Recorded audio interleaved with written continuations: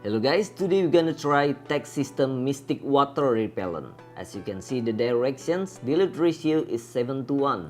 So it's about 142 milliliters into the foam lens. Usually I use this as a post-wash sealant coating, but they stated that this also can be used to remove contaminants. Let's see.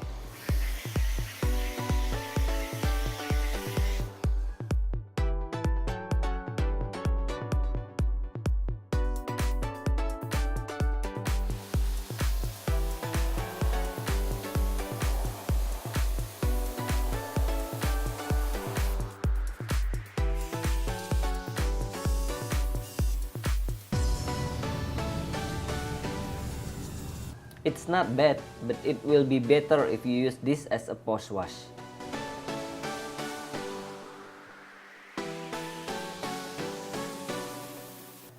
I will reapply again after I wash the car.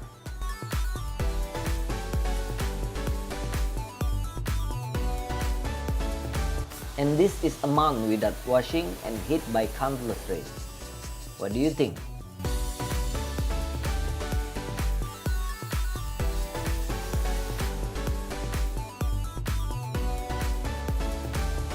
You can check the links in the description. Hope that helps. Thanks for watching and please subscribe.